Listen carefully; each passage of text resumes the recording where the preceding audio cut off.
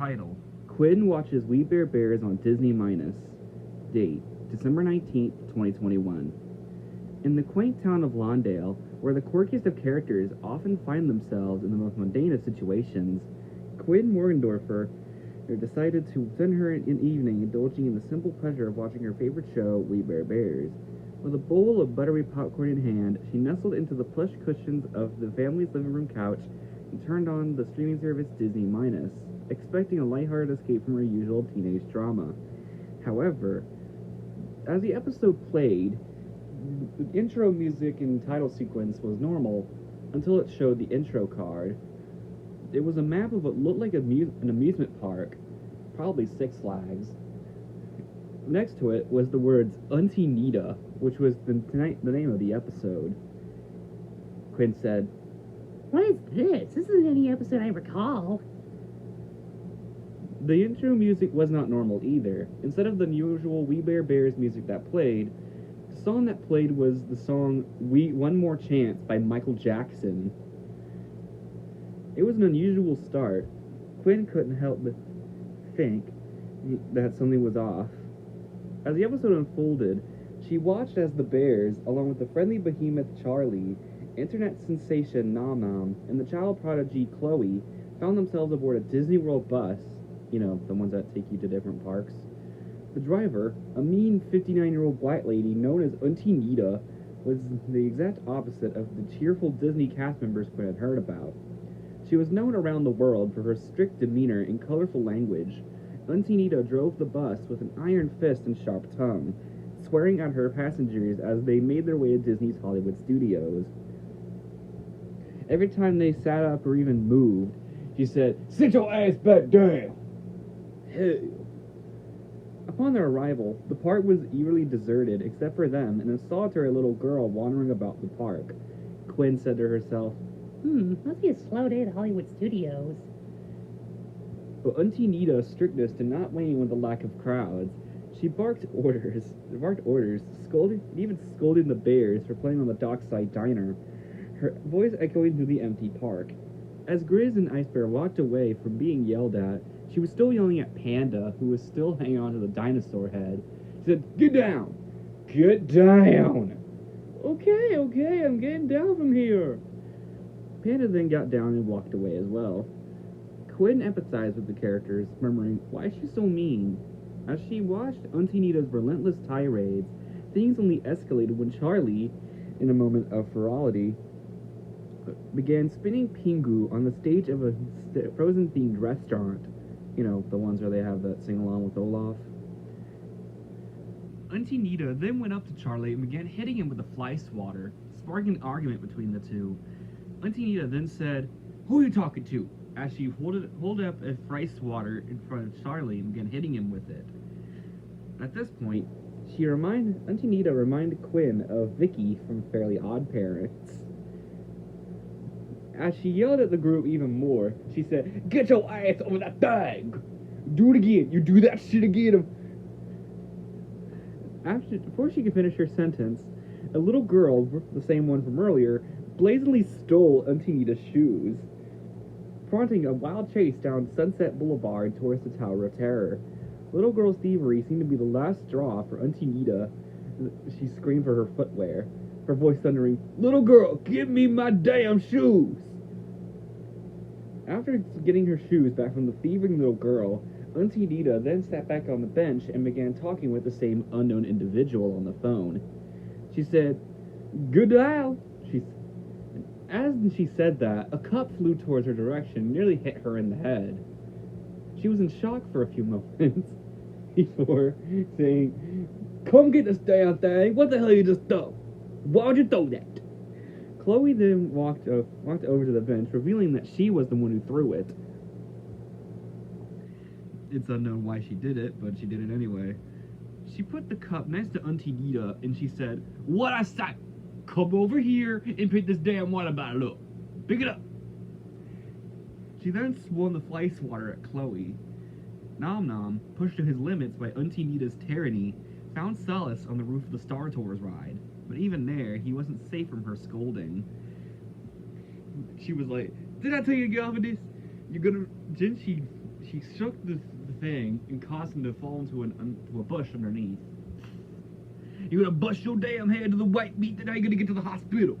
Who's gonna take you to the hospital? You got gas?" said Auntie Nita. "No," said Nom Nom. "All right then, take your ass over the damn thing, you go over there with the kids." Nom Nom walked away, as eventually, unable to tolerate Auntie Nita's oppression any longer. Everyone, including Pingu and the shoe-stealing little girl, fled towards the gates of Hollywood studios in a desperate attempt to escape. Quinn, her eyes glued to the screen, as the gates proved to be an inexorable obstacle. Auntie Nita caught up to them, and even she pulled Panda from the ear, and got him from the wall. "Did I tell you to get off that damn gate? What are you doing? What are you doing?" As her and Panda began to argue, Nom Nom smelt something familiar. He walked over to the 50s primetime cafe and saw the golden cupcake. Do my eyes and nose deceive me?" he said as he walked over to the cupcake. He got the wrapping off of it and was about to eat it. Auntie Nita then used a gravity gun to get it away from Nom Nom and put it in her hand. "Oh, you mean this thing?" She ate the cupcake, and after she ate it, she went, so good." Nom Nom then snapped. Having enough with Auntie Nita's garbage, he pulled out his ears and started screaming. Dark circles then formed under his eyes as he pulled out a knife and said, "This is all your fault!" And then he began running towards Auntie Nita, knife in hand, and screaming. But she, with a swift blow from her purse, knocked him over. He landed in a nearby TV, destroying it. A 1950s themed girl then emerged, her voice exclamation of, "Golly jeez, so much violence." Quinn said, "Yeah, my thoughts exactly." Auntie Nita then got her phone and said, "Hello, Moo." The call went to the Auntie Nita headquarters in Detroit, Michigan. It was a radio facility with a giant radio facility with a tower in the middle, and as well as a billboard that said, "I'ma tear your ass up," in the middle of it as well. Moo then said, "Yeah, Ma?" Auntie Nita then said, "Little damn Nom Nom thought he would, man up to me, and so I need him sent away. We're at Disney's Hollywood Studios." "Ain't that a theme park?" said Roseanne. "Yeah, Roseanne, it is a theme park. Disney World." "Oh, I see. I always wanted to go there." Brittany then said angrily, "Why do you care it's a theme park, Roseanne?" "Why do you say things like that?" Auntie Nita then teleported into the room and said, "Little damn Brittany, if you don't stop acting like that, I'm gonna beat your ass with the white meat, and I ain't bullshitting." Brittany then held up her middle finger, saying, "Blow me, bitch." Auntie Nita then threw Brittany into the shadow realm. As Brittany fell into the black void, Auntie Nita then said, "You heard what the hell I said, little damn Brittany." She closed the portal to the shadow realm and went back to Hollywood Studios.